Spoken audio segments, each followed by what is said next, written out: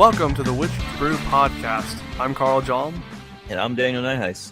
And we have the full spoiler for Amonkhet up, so that means today we're going to go a little bit more in-depth about the set and how it's going to affect standard, modern, all the constructed formats. There's a lot of really cool cards. There's some good ones. There's some okay ones. And then there's a lot of the Minotaurs. Yeah, there are some very mediocre to bad cards in this set for constructed formats. And actually, that's going to be the subject of today's episode. Today's episode, we're going to be talking about trap cards. And I'm not talking about those weird purple border cards in Yu-Gi-Oh! I'm talking about cards that at first glance look good. You think maybe I could build a constructed deck around this. This seems like a lot of fun, but they aren't actually that good. And you need to kind of temper yourself and realize, this might be too slow, this might not be good enough, all that sort of stuff. Now, the first card we have on the docket is a card that actually we don't think is a trap card. This is a good example of a card that is borderline between playable and trap card. It could fall either way, but we're going to edge towards it being playable. And this is Champion of Ronis. This is 3 and a green for a 3/3 Jackal Warrior. You may exert Champion of Ronis as it attacks. When you do, you may put a creature card from your hand onto the battlefield. Card is really, really cool. So by itself, you're like, oh, sweet, I'm going to put this giant, dumb creature into play, and it's going to be great. Well, right now, which dumb creature are you going to play when there's only Nulamog, really? Yeah, there aren't too many great targets for this. As far as like really big dumb creatures to put into play, and it does allow you to cheat on mana for certain cards that have good end of the battlefield abilities. The thing is, this gives a very good tool for the Otherworks Marvel decks. They sometimes have a little bit of a problem when when the targets they want to put into play with Marvel end up in their hand. So this gives you a way to kind of cheat it out into play. Now, you won't get the cast trigger off Nulamog. You won't get any cast triggers off of anything else that has this sort of thing like Elder Deep Fiend into play, but you do get to put a really big fatty into play. And this is a guy that it's gonna be good in that situation where you didn't find any of your big fatties with the Otherworks Marvel activation, but you found this guy and you have one of them in your hand. So it gives you a good out that way. Yeah, it's definitely a situational card. Now, the thing is about situational cards, they're not like a trap card itself. Because a trap card really is like, this card is amazing. Oh, wait, it's actually really bad. This card can be amazing when it's built properly, or if it comes in the necessary niche situations. Whether that makes that considered a trap card for us, it's more medium than bad, if that makes any sense. Yeah, and honestly, the deck that this would perform the best in would be a sort of mid-range big green beaters deck, like Green Monsters or something. The thing is, he's pretty slow. You have to play him, then he has to survive for a whole turn, then you have to attack with him, and you get to put a creature in for free. And in mid-range decks, it's a little tough. He doesn't do anything when he just comes down, which is one of the advantages that mid-range normally edges towards. But I think that he's going to see play in Marvel because it's fine to cast that off of Marvel during your opponent's turn. But he's not going to see play in mid-range where he should shine, because he just doesn't do anything by himself. There's too many things that have to go right for him to do well in mid-range. Yeah, and for this moment, talking about just this card, Modern Legacy is a different world. It really is compared to Standard. In a Standard shell, though, this is kind of the card where it's hard to build around him. Now, if we look in Modern Legacy, that's where things get a little different, and we really don't want to get into that, because give this card 3 weeks, and then we're going to see Legacy decks all over the place that are either going to have it or not. Yeah, it's hard to tell if he's going to see any play in those formats. I doubt it, but it's always possible with something that has an effect that's this powerful, but requires a lot of steps. You know what I mean? Yeah, exactly. It's a lot of hoops to jump through. Yeah. We'll kind of have to just keep an eye out on them. Yeah, but next up we have some cards that are traps. These cards are not going to be very good in Standard as far as this specific interaction goes. We have the Trials and the Cartouches. So there's one for each color, and the Trials are enchantments that have enter the battlefield abilities. So when this trial enters the battlefield, do this. Then they have a second effect: when a Cartouche enters the battlefield under your control, return this trial to its owner's hand. Now, the Cartouches are part of a cycle of enchantment auras that also have the card type Cartouche, and they have an end of the battlefield ability, and they buff the creature they're on. They give it +1/+1 and a keyword ability that matches their color. So what you're supposed to do with these in Limited is you can play the trial, then you play the Cartouche to buff one of your guys, bounce the trial to your hand, you get to play the trial again, that sort of fun stuff right there. The thing is, this is a little too slow for Constructed. Even Limited, it's very slow. Even Limited, it's very slow, although the trials are uncommon, so Cartouches are common, so it's going to kind of work out in drafts sometimes. But definitely, for Standard, way too slow and dirtily. You're kind of just spinning your wheels with these, because none of them have that great of an effect that you want to rebuy them for too often, especially considering how much they cost. Probably the best one to rebuy would be Trial of Knowledge, 3 and a blue. When it enters, you draw 3 cards and then discard a card. Getting that again is fine, but for 4 mana at sorcery speed, it's Right, exactly. Again, you're going to look at these cards and be like, wow, these are really cool, but that mana, though. Yeah, that mana's kind of rough. Now, the Trial of Knowledge may see play by itself. We have seen control decks in the past using Oath of Jace, which was, I believe, 4 mana, and it was draw 3, discard 2, and then you would something about scrying equal to the number of planeswalkers you control, whatever. It's very similar to that. So if a control deck comes out that wants that extra draw power, this may see play in that sort of shell. Mm-hmm. Yeah, it was 3 mana. Oh, yeah. 3 Oh, 3 mana? Yeah, there you go, 3 mana. But, none of the Cartouches will see play in a control deck, so you're not going to be bouncing this to your hand too often. There's also one of the Cartouches that I think is the best one is the Cartouche of Zeal. That is a single red. When it enters the battlefield, target creature can't block this turn, and the enchanted creature gets +1/+1 in haste. So this is borderline good for aggro decks. We have seen red aggro decks playing stuff like Hammer Hands in the past, which is basically the same effect. The question is, is that aggro deck going to be good? Does it have ground creatures it's going to have to worry about that it needs to get out of the way? In those sort of cases, the Cartouche of Zeal may be good. Mm-hmm. Yeah. Now, as far as a pair to go back and forth, I think the closest one that's good for bouncing back and forth would be the green one. So you've got Trial of Strength, 2 and a green. When it enters the battlefield, create a 4/2 green beast creature token, and then Cartouche of Strength, 2 and a green. When it enters, you may have enchanted creature fight target creature an opponent controls, and the enchanted creature gets +1/+1 and has trample. The thing is, they're both 3 mana, so that's going to make it real awkward doing these back to back. Exactly. It becomes a little weird. I mean, at 6 mana, it's not terrible. 6 mana, make a 4/2, fight your creature, and give it +1/+1. It's fine. This and then the black one are good contenders of the better bouncing ones that I would like.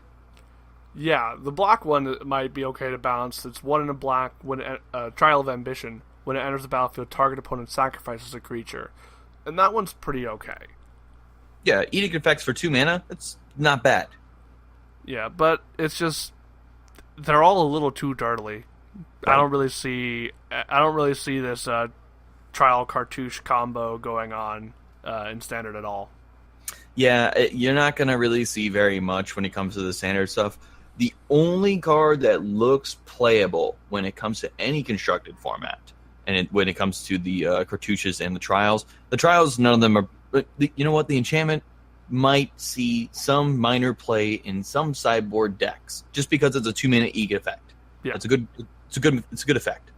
The only thing that I could really see myself getting behind is in Pauper Boggles and Modern Boggles with the Cartouche of Solidarity, because it's just one white. Enchant your creature, make a 1/1 warrior token, and give it +1/+1 in first strike. Like, that's a big deal because, like, Boggles has got a good matchup versus everything but Edict decks. So Liliana's and sacrificing decks, which, there's really only Liliana that does that. So Jund and Junk or Obzon are kind of like their bad matchups. Well, this card becomes a sideboard card for them, and now they have a decent matchup versus them. Yeah, it makes it a lot easier for Boggles to survive after Liliana resolves, definitely. Yeah. It is a bit weak of an effect, the +1/+1 first strike, but yeah, that token kind of makes up for the rest of it. Exactly. So, at the end of the day, will it, be the all-star card? Probably not. It's good, but, I mean, there's better cards to play. Yeah. Moving on, we have our next card is Vizier of the Menagerie. This is 3 and a green for a 3/4 Naga Cleric. You may look at the top card of your library. You may cast the top card of your library if it's a creature card, and you may spend mana as though it were mana of any type to cast creature spells. This card is so close to being so good. It's so close. The thing is, it's very similar to cards that we've seen in the past that have been good. This, a lot of people refer to as the future side effect. You can look at the top card of your library and you can play it, but these are, restrictive. Yeah, you can only play it if it's a certain type. We've seen Oracle of Moldiah being played in the past. That's 3 and a green for a 2/2 that you play it with the top card of your library revealed. You can play an extra land every turn, and if the top card of your library is a land, you can play it. The Vizier, right. Vizier is not as good as Oracle of Moldiah, mostly because to play that top card of your library, you need to be spending mana. So you drop this guy on turn 4, you can't cast the card on top of your library unless it's like an Ornithopter, which is weird. Right. Yeah, and it's just with that in mind, you play him on turn 4, he has to survive, and then you can start getting value. You have basically an extra card in your hand at all times with this guy. But it's just that's a lot to ask. Yeah, it really is. I mean, 3/4, it's got a good stats for 4 mana. It's not terrible. Having a future side effect on a creature is not too bad. You don't have to worry about mana. It doesn't seem bad. But at the end of the day, it's not a snake. Yeah, it's not a snake either. You can't do snake tribal with this. It's so sad. Look, if this card said if you could play additional lands, and if it's a creature you can cast it, by all means, this card would be bustedly good. Like, I think this card would be so good. But the thing is, because it only does creature effects and no additional ramping, I don't think that any deck wants to play this. Yeah, I think there are decks that would like this effect, kind of, but it's just it's too easy for people to deal with this card. Like, it dies to a Fatal Push with Revolt. It dies to a Harness Lightning after they play Aether Hub. It dies to a Grasp of Darkness. It dies to so many things and doesn't have any effect. It's similar to Champion of Ronis, except if it survives, its effect is slightly worse than what Champion of Ronis does. Yeah, so, we use Mythic Spoilers as our looker, and the only thing that would be comparative, that's other comparative to it, is Garruk's Horde. And Garruk's Horde, that's a bomb, man. That is a good card. And when it comes to limited, even constructed, I think some decks were playing it because 7 mana, 7/7 with trample, and you can cast a creature card on top. That's really good. The thing is you just don't get enough value out of it before it just dies. Because turn 4 you play this and ta-da, that's it. Yeah, you don't even get to ramp. Yeah, it's just not good enough because it doesn't have an effect when it drops the board, and it's similar to Champion of Ronis in mid-range. Mid-range would love this card, but it just doesn't have much of an effect if it's dealt with immediately. I would like to be wrong. I really, honestly, with all these cards, I want to be wrong. Oh, I really same. do. I want to be proven wrong that these cards are super good, sanely busted. There's something we're all missing. But honestly, Yeah, I totally want there to be some Value Town deck that's bouncing trials all over the place, but that's not going to happen. Right, exactly. We want to be wrong. Like, we're Yeah. not dissing these cards. Like, the cards are sweet. Like, they're really cool. And if you get these in limited, you probably play them 90% of the time. Oh yeah. It's just, you don't want to be like the guy that buys this card at $20 and then realize that, oh, you're not going to be able to flip it for a profit. Or you buy them for a friend and it turns out these cards turn to a $5 card and your friend's like, oh, I don't play green. Like that kind of stuff. Yeah. Now, moving on, we have... this is a card that I've seen a lot of people get excited about, and I understand why. I just don't really agree. Combat Celebrant. This is 2 in a red for a 4/1 human warrior.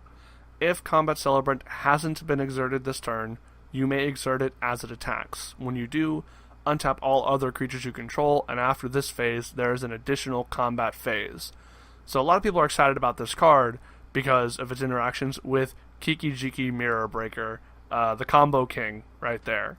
If you don't know Kiki-Jiki, he is 2 red, red, red for a 2/2 with haste, and you can tap him to make a copy of a non-legendary creature, and that copy has haste. So the idea is you have Kiki-Jiki on board, you play your Combat Celebrant, you make a copy of it, attack with that hasted copy, and exert it.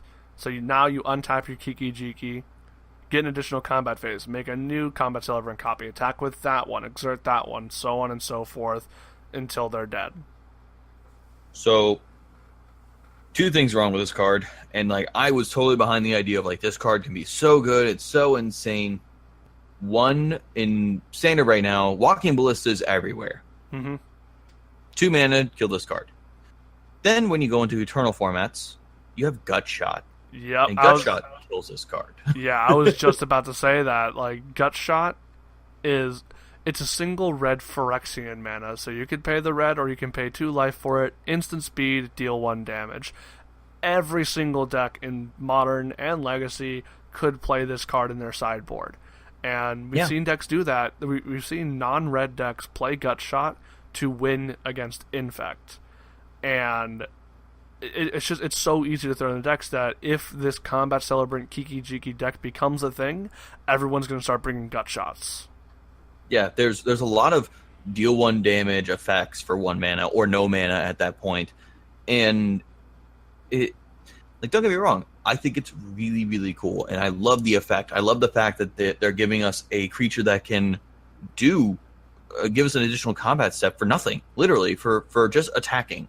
Mm-hmm. A lot of these additional combat stuff require additional clauses or really hard to cast or late game stuff, basically a win more card. This is a turn 3, turn 4, if you can push that last bit of damage through, you probably win. But if you can't, this card doesn't do a whole lot because it's going to get chumped. Yeah. Now, as far as the Kiki-Jiki combo goes, we've seen other Kiki-Jiki decks for a long time. I mean, there's always the Deceiver Exarch plan, similar to classic Blue-Red Splinter Twin, or what we've been seeing more of recently, Restoration Angel. And the thing is, multicolor is not that hard to pull off in Modern, because you've got fetches, you've got shock lands, you've got your fast lands, your check lands. You've got so many different dual lands that you could play that are so easy to put into any deck that red-white or red-green-white to be able to play Green Sun Zenith is not that difficult at all. And Restoration Angel is just plain better than Combat Celebrant at doing the same job, because Restoration Angel has 4 toughness. It can't even be killed by a lightning bolt. Yeah, I mean, you can Quarter Calling this card too, which is really good. It's just, again... Oh, that's what I meant, Quarter Call. I don't know why I said Green Sun Zenith. I'm silly. That card's banned in Modern. For good reason. I mean, for no reason, except for L's being dumb, but, that's okay. But, I mean, Green Sun Zenith, even Quarter Calling, this card is definitely a target. But the thing is, would you rather just get Restoration Angel and blink your Wall of Omens? That kind of stuff. Yeah, and that's the thing. Restoration Angel is just good outside of the combo as well. Like you said, blinking Wall of Omens. You can blink a blocker so that you still have that creature on board for a later Court of Calling. You can blink an Eternal Witness to get back another card. Combat Celebrant does almost stone nothing outside of the Kiki-Jiki combo in Modern. So I don't think it's going to see play at all. Right. I mean, you know what? People are going to try it. Oh, definitely. Everybody does. 100%. There could be a mono red busted combo deck forever, but we won't know until it happens. Exactly. Next up, we have a card that I've seen a lot of people get excited about, and let's be honest, whenever a card has the 4 words, "you win the game" on it, it's usually something to get excited about. We're going to talk about Approach of the Second Sun. So this is 6 and a white for a sorcery. If Approach from the Second Sun was cast from your hand, and you have cast another spell named Approach of the Second Sun this game, you win the game. Otherwise, put Approach from the Second Sun into its owner's library, 7th from the top, and you gain 7 life. Card's busted. So card could be really good in like a really slow controlling deck. You're controlling the board, you got board wipes, and you got some big creatures to block with, and you cast this thing on turn 7. Yeah, gain 7 life, put it back in my library, and then you just draw a few cards, and I'll do it again. The thing is, if that sort of dirtily control deck becomes a thing, 7 mana is way too big of an investment to try out, because what's going to happen, this dirtily control deck becomes good. Now, more people are going to be playing this dirtily control deck. You're going to end up in the mirror match. This does stone nothing in the mirror match. Yeah. Because you're investing 7 mana into this. That means you have so much less mana to fight over it, whereas your opponent can just wait and just go, we'll counter it, and you try to counter back, they counter that, and then you lose the battle, and then on their turn, they can go Approach to the Second Sun. And But Carl, the thing is, you cast this the first time because your opponent taps out because they casted it. And then on your turn, at the end of their turn, you go Anticipate, Glimmer of Genius, and then you resolve it again. That's how you do it, my dude. Yeah, I can see that. Or you end up in the matchup and you've sideboarded in milling cards, and they cast it the first time, and you go mill it. Sweet. Love it. No, yeah, I really don't see this working at all. Sadly, no. The thing is, except for a small portion of words on it, this would be a great win condition for Etherworks Marvel. The problem is, you have to cast it from your hand the second time. It's too slow for Etherworks Marvel. Marvel wants to be winning, usually turn 5, turn 6, because you're putting a Nulamok into play or something. You cast this off of Etherworks Marvel, cool. You gain 7 life, put it back in your library. You have to make sure you don't activate the Marvel again before you draw this. Otherwise, you have to hope that you have another one coming up. Like, it just seems really bad. Yeah. At the end of the day, the card's really cool. Try Unlimited, but man, stay away from the card. Oh, you know I'm going to try this in draft. Oh, 100%. Like, you actually just play this card. It's like Cruel Ultimatum when you were drafting in Modern Masters. You always play it. Yeah. All right. So next up, we're gonna talk about a few of the multicolored cards. First, we have a Minotaur Lord. Finally, this is Neb the Worthy.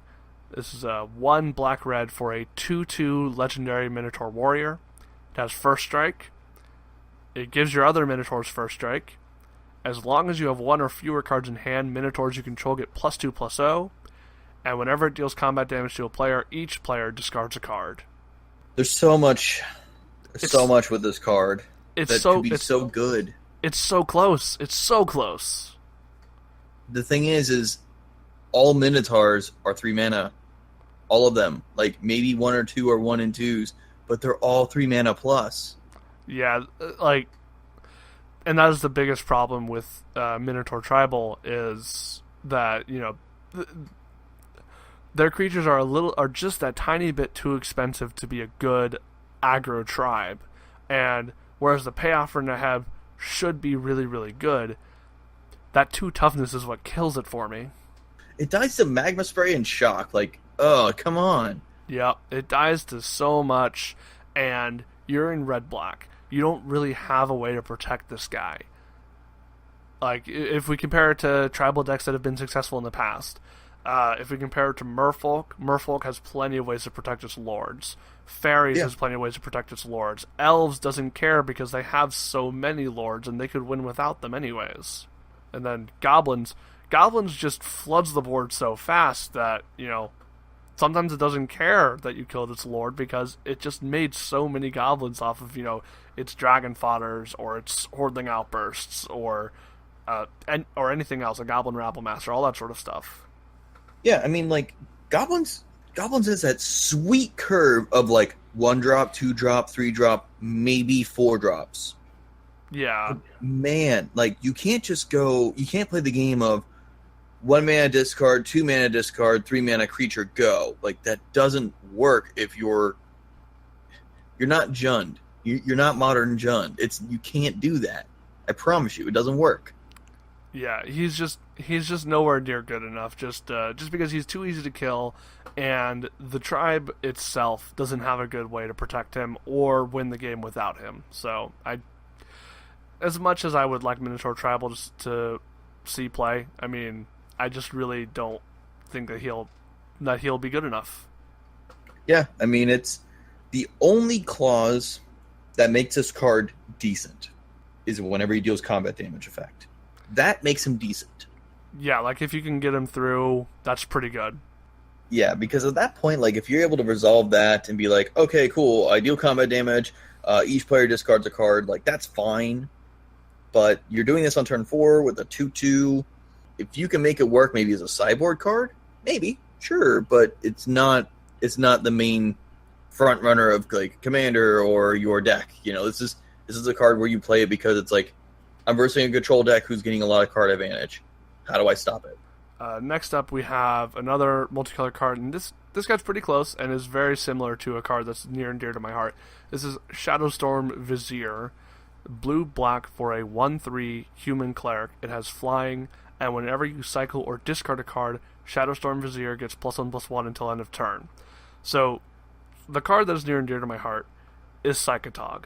Psychotog it has such a history in Magic. Yeah. Let's put it this way. When one of the players in our area asked me if I wanted to, start getting into Vintage and he would, like, help me proxy up a deck, I was like, I want to play Groatog. Psychotog is a great card, but the thing is, Psychotog, he himself would let you discard cards to pump him. Shadowstorm Vizier doesn't itself have an ability to discard cards. You have to already be doing it for Shadowstorm to be good, and then you're using a lot of mana for it. Mm-hmm. Exactly.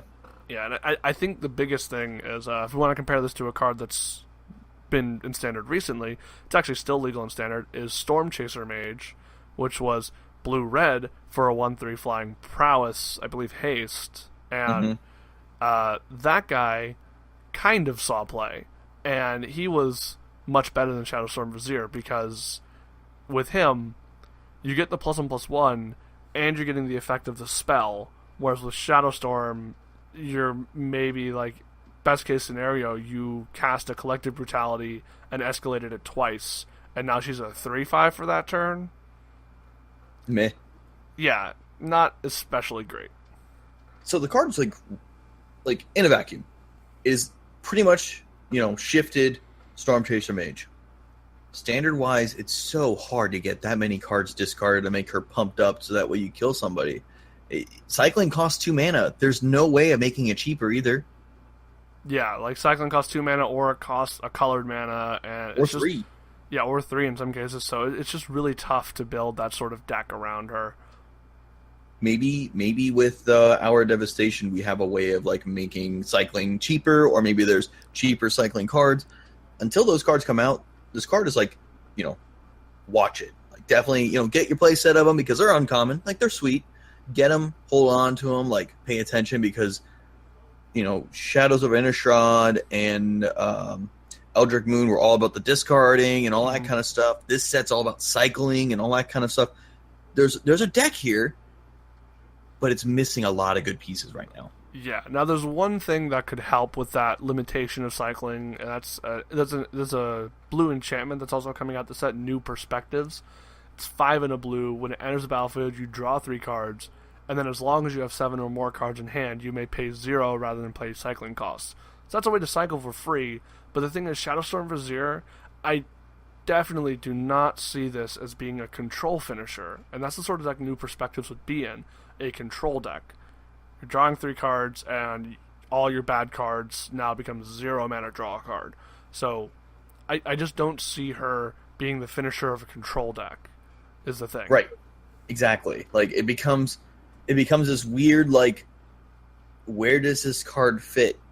And it probably doesn't fit anywhere. It just fits in your good blue-black, like, blue-black mid-range deck in Limited. And that's about it. Yep.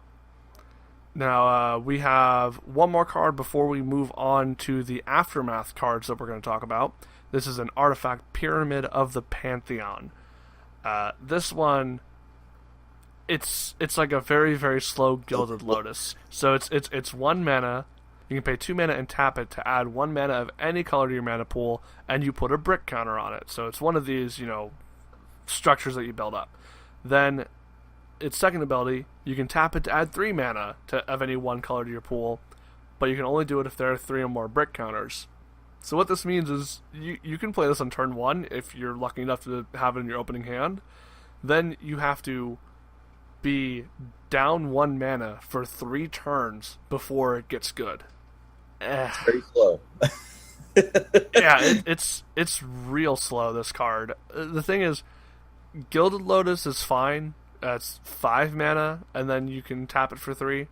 And that's mostly because you're either playing it in cube, or you're playing it in a really dirtily deck in a very, very slow format. Standard is not very slow, and Pyramid of the Pantheon is even slower than Gilded Lotus. Yes. Yeah, it's actually 7 mana. Yeah, you have to invest 7 mana total into this, and you get a total of 3 mana back during that. Then you can start using it where it's good. See, if this card just said 1 mana, 1 mana, tap it, get any mana that you want. Yeah, if it just filtered, it'd be fine. But because it's 2 mana, oh man, this card is like real bad. And you know what's going to be even worse? You put the 3rd counter on it, and then your opponent goes, and I'm going to play Manglehorn and destroy it. Manglehorn. All that work for nothing. All the exiling clauses, all the destroy clauses. Mm-hmm. There's no, look, man, this card is only for EDH, and even then, I'd rather just put Gilded Lotus in that slot. This is such a build-around card that is so slow that you can't get anywhere with it. You really can't. Slow. Yeah. I don't know why they did that. I don't know why it says 2 mana. Same. I really don't know why they felt the need to do that. All right, moving on. We have 2 Aftermath cards that we want to talk about. That this first one, it's close, but just this is Never to Return. So Never is 1 black for a sorcery, destroy target creature or planeswalker. We've seen this effect a lot recently with Ruinous Path. The best version of this effect, honestly, was Hero's Downfall because it was instant speed, and they really have not given us much to work with since then. Yep. Yeah, and then the second half, Return, is 3 and a black for a sorcery with Aftermath. Exile target card from a graveyard, create a 2/2 black zombie creature token. I don't like this card. Return is real bad, because the thing is, you have much better ways to deal with stuff in the graveyard. We have Feast of Scarabs, which is instant speed for 1 mana, exile 3 things. It's sorcery speed, so if you're looking to... You can't exile something out from under a Torrential Gearhulk because it's sorcery speed. You can't respond with this card. You can't exile a Scrapheap Scrounger because they can go, well, in response, I'll bring Scrapheap Scrounger back to the battlefield. Like, in anything else in graveyards to exile, you're exiling another Aftermath card. I don't think these cards are going to see enough play or be powerful enough that it matters for this card to be in your deck.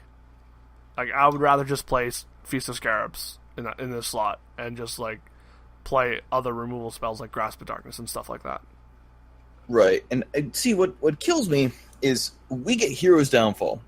So the first real removal spell that we had for Planeswalkers was Dreadbore, and that was sorcery speed, and it said destroy target creature or Planeswalker for red and black. And that's it. But it's not a bad card. Yeah. Now we get Hero's Downfall, and it's still like in the same area. Okay, 3 mana, and it's instant speed, dramatically better. Oh yeah.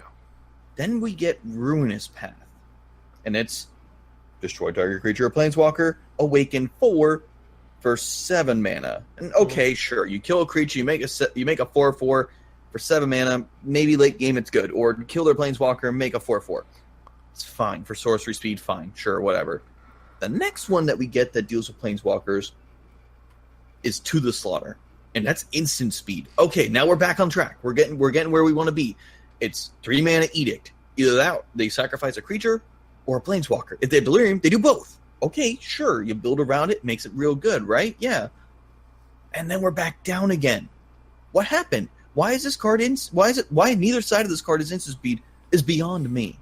Yeah, I really don't get it. Like I would have been totally okay with if they did like the front half 2 black instant speed, or if they made the back half like 2 and a black instant speed.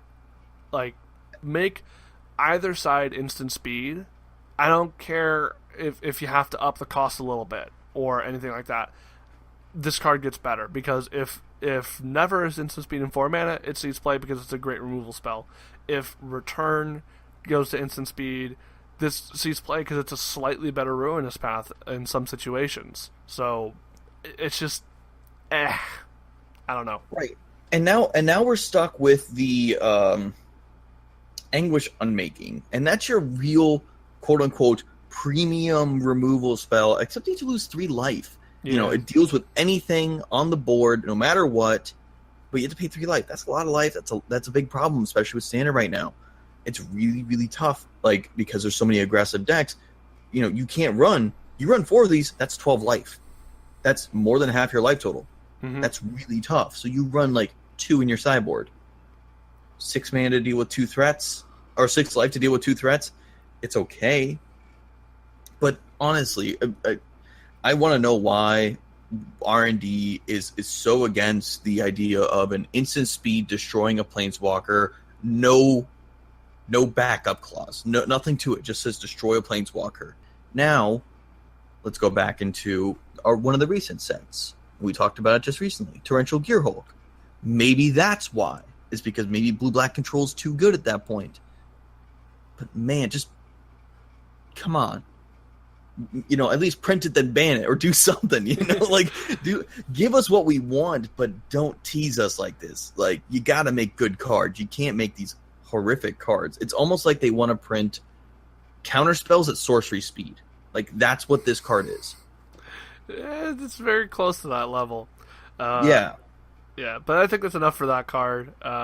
We could go on and on and on about the woes of Standard players and not having good enough removal, but we're going to move on to the last of the trap cards we're going to talk about today, and this is Reduce to Rubble. This is so close. It's very, very close, and the main problem with it is the cards around it, not itself. So Reduce is 2 and a blue for an instant, counter target spell unless its controller pays 3. So it's a 3 mana leak.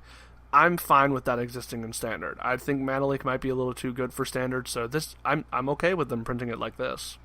Yeah, sure, I'm fine with it. I mean, we had Convolute recently, and we've had what's the other one? The Exile one. If they don't pay 4 or 3, whatever it is. Yeah, we have Spell Shrivel. We also have Void Shatter. We have Disallow. So we do have better counter spells, but this is a little bit of a role player in a way. And then the second half, Rubble, is a sorcery with Aftermath, 2 and a red. Up to 3 target lands don't untap during their controller's next untap step. So this second half, and just the fact that the first half is very close to Mana Leak, this wants to be played in some sort of blue-red or blue-red X tempo deck. You know, you play a threat in the first couple turns, then you counter their big spell, and then you tap down their land so they can't play anything the next turn anyways, and just you're beating them down with this thing you played on turn 1 or 2. The problem is, we don't have a threat like that. Yeah, we don't. We have the Black Delver right now. It's a 4 mana, 3/2 with Flying Death Touch. If a creature dies, it's only 1 mana. And, like, sure, that's okay. but there's nothing that's cheap, effective, and good that sticks on the board for a long period of time that we're really looking for. You could look into Storm Chaser Mage, you get an argument for that, but again, he's a 1/3. He's not a 3/2. Like, it doesn't close the game out. He's a pinger. Yeah. And that's where the problem lies with this card is, one, it's a decent counter spell, sure, as sets rotate, you'll look into this card more and more and go, okay, I might play this card over Spell Shrivel, because, we don't have Convolute, or we don't have this card, or we don't have this card. But the aftermath part of it, if it said tap 3 target lands and they don't untap, I can get behind that. Does it really not tap the lands?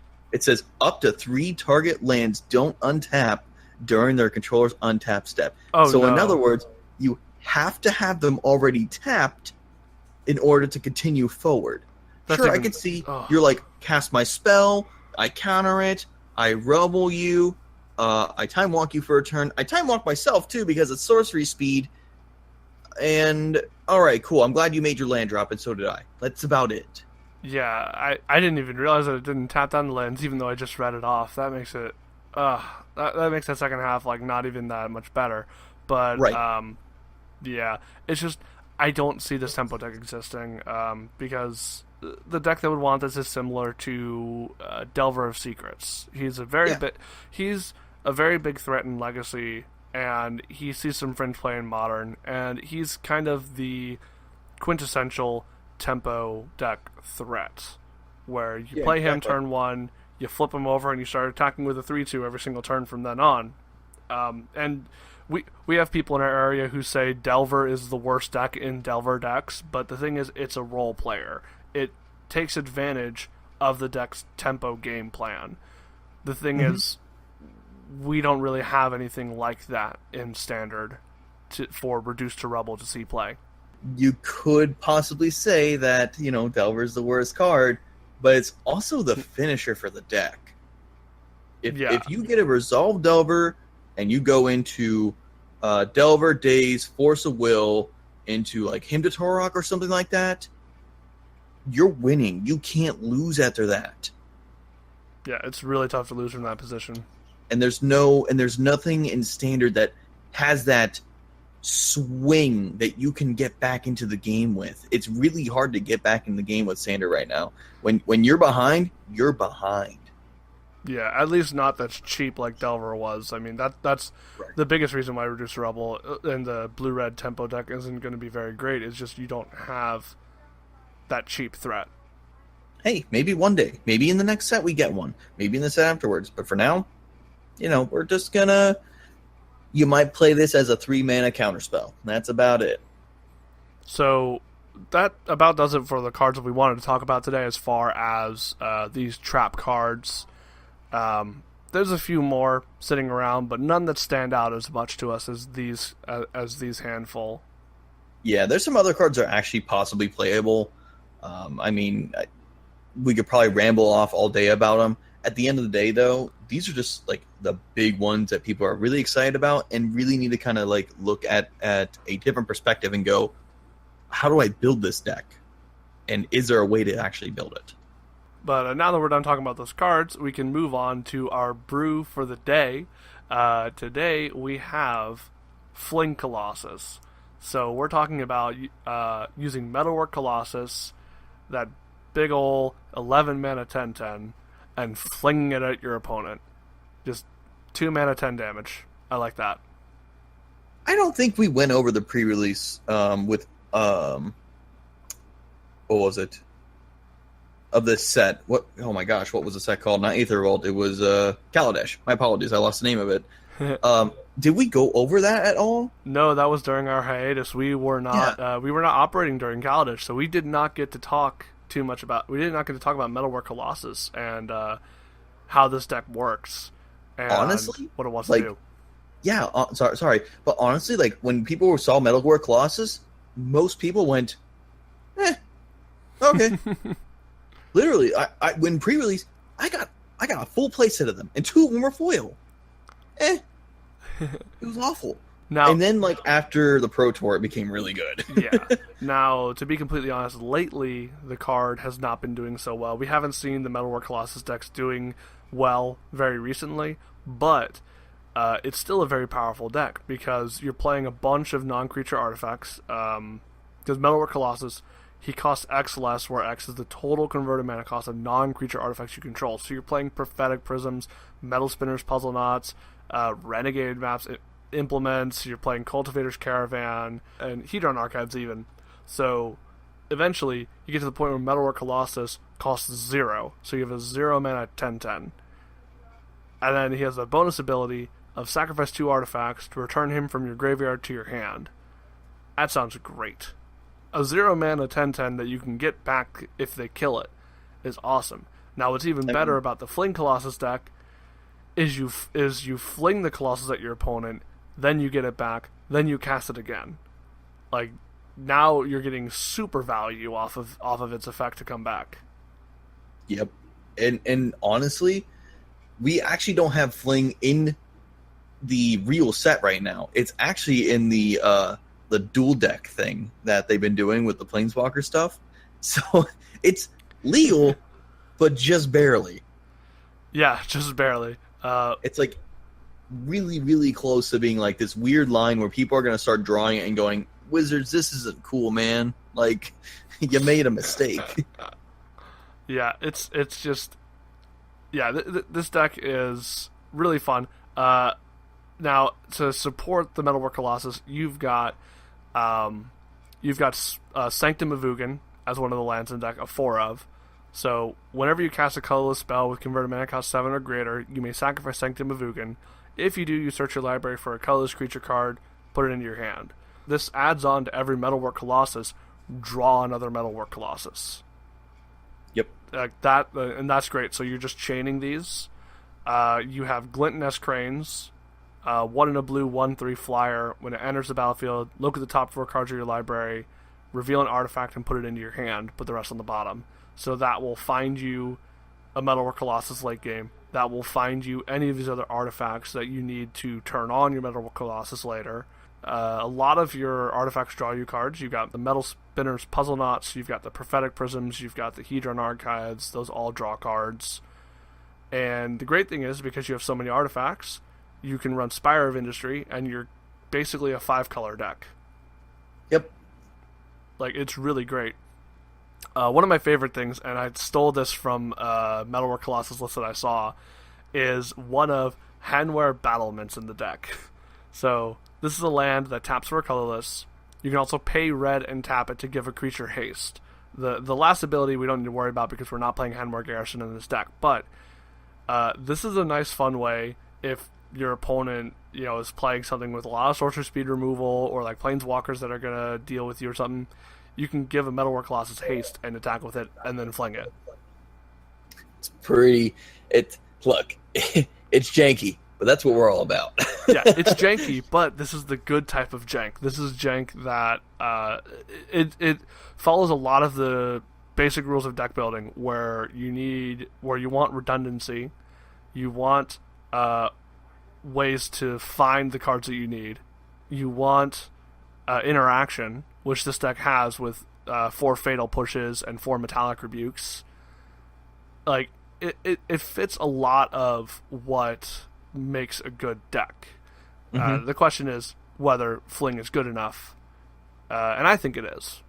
I think because it's a 2-mana instant speed card, and the way it works, and how this deck is going to work, there's other style of decks that this could fit in. There could be a Noose Constrictor like Fling deck, or maybe one of those like red, like maybe like the little Jund one that we were talking about that runs the 1/2 Jackal that whenever you cycle or discard a card, give it +1/+1. Mm-hmm. Or is it +1/+1 or is it 2/0? It's +1/+0. +1/+0. And then you also get Noose Constrictor. You could do that. Like, you can do little shenanigans like that. That's where this is where Fling's going to start, like, kind of looking good in those kind of decks. You're not going to put this in just any random deck. You have to build around it. Yeah, you have to have a deck that takes advantage of it, definitely. Now, one of the other great things about this deck that I love, like I said, so many artifacts and Spire of Industry, and we have Cultivator's Caravan. we have that 5-color thing. That makes sideboarding so much fun with this deck, because you can modify the sideboard all you want and do whatever you need. So the list that I have for you guys today that you'll find in the description, the sideboard's a little all over the place, mainly because I don't know how the meta's going to look after Amonkhet drops. So we've got a bunch of different answers. We've got Biforces. We got Biforces, X and a red sorcery, destroy X artifacts. This is good against, Mardu vehicles, against the mirror, all that sort of stuff.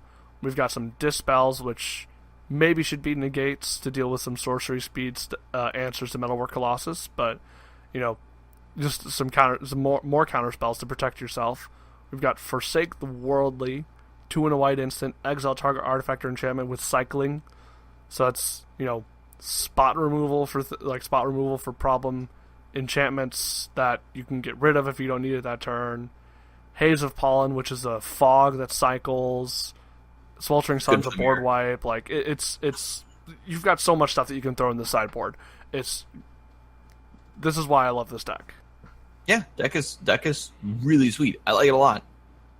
Yeah, it's pretty fun. One last thing before we leave this deck. It does play Elder Deep Fiend. This list, 1 in the main board, 1 in the sideboard. So that way you can, flash in an Elder Deep Fiend with your Metalwork Colossus and get Metalwork Colossus back. All that sort of stuff. Open the floodgates for the Colossi to charge through. So you've just got a lot of different things going on in this deck. A lot of different lines. It's definitely going to be a very fun deck to jam with, and just bring to standard events and just smash people with 10/10s. I like it a lot. Yeah, exactly. There's a lot of goods with this deck, and I'm very, very excited to see how it shapes and turns into the future. Because the Pro Tour, it's coming up. It's actually going to be here in 3 months, 2 months. Yeah, something like that. Really close. Yeah, really close. So I'm hoping that this Fling Colossus deck starts taking fold, because it's easy to stop, and it's great to play with. It's fun. It's kind of interactive. You're doing stupid things, but you're doing like crazy powerful things at the same time. Like, this is the kind of stuff that I want to be playing with, not just like, oh, kill your dude, play my dude, go. Like, I want to do silly things in standard. And this is a silly deck, and I like that. And I hope it does well. I hope it's refined and tuned and overplayed, and then people are just like, this is one of the best decks in standard. Yeah, there's definitely a lot of really cool things that can go on with this deck. Now, I think we do have enough time to talk about one more deck. I do have another one ready. And this is one based on a combo that a lot of people have been giving a lot of attention to. Part of it you can kind of tell with the price of one of the cards having spiked. We're talking about the combo between Devoted Druid and Vizier of Remedies. So, Devoted Druid, the price has really spiked. I think it's up to like $8 to $10 now. It was. I mean, I don't know if it still is, but it's still in that like weird range. Yeah, it's definitely up there. So, Devoted Druid is a very weird card. It's 1 and a green for a 0/2 Elf Druid. You can tap it to add green to your mana pool, and you can put a -1/-1 counter on Devoted Druid to untap it. Now, we do have the new card Vizier of Remedies, 1 and a white for a 2/1 Human Cleric.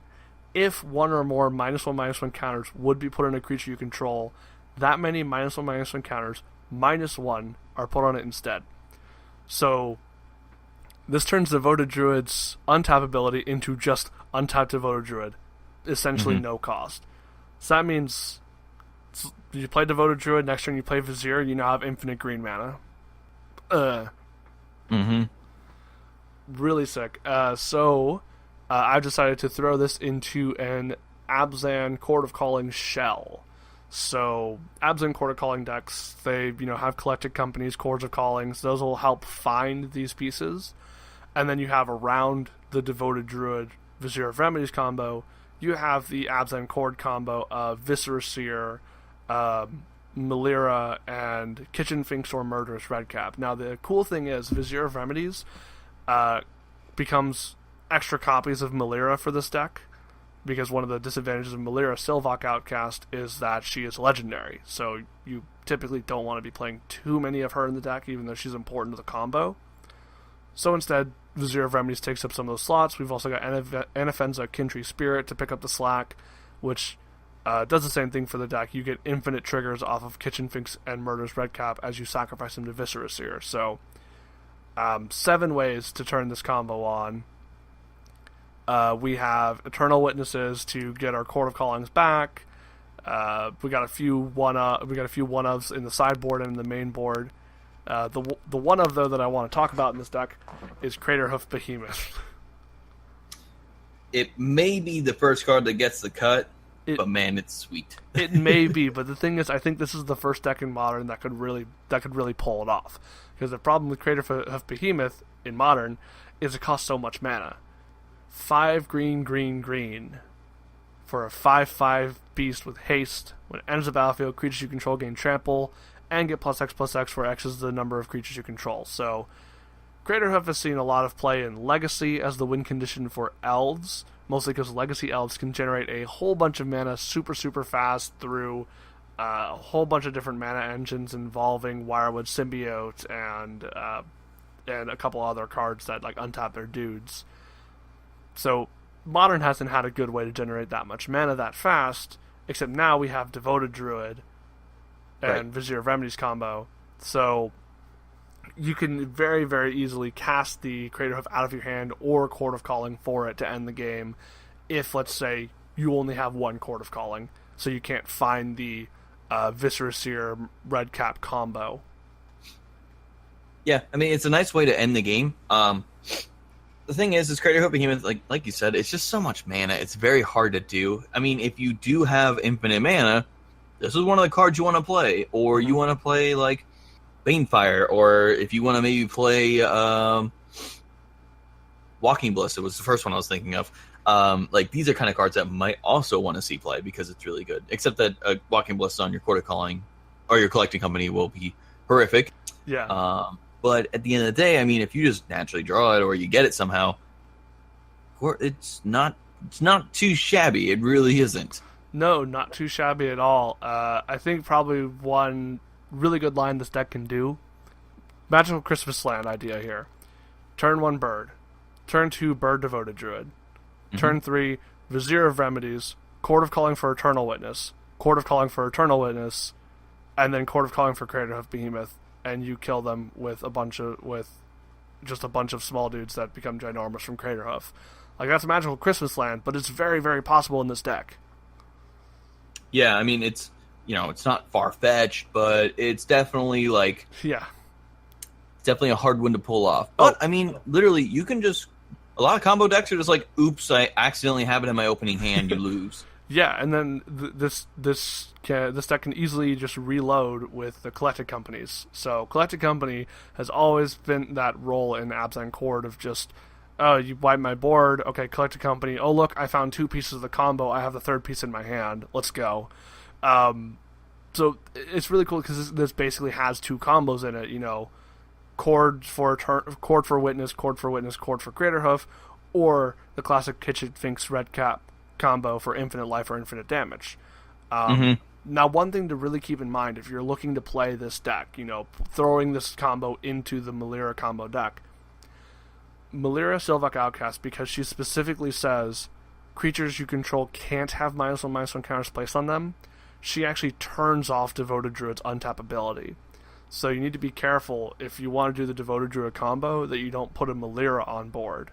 So it's just one little quirk of this deck, just a weird thing based on how the cards are worded that can interrupt you if you don't know what you're doing with this deck. So this is one you kind of have to study a little bit to understand the lines and know when to put Melira out and when not to put her out. But, you just got to be really careful about it. Right, exactly. It's going to take a little while to see what happens with it all. I mean, but overall, I mean, it's not too shabby. I did a quick price check on the Devoted Druids. They're ranging about the $4 and $5 range, but they took a heavy spike for like a good couple of days. Okay, yeah, they went down. That's good. I mean, Devoted Druid was what? It was a common? Something like that, yeah. Yeah, it was a common. I don't understand why a common is costing more than $1. Like, yeah.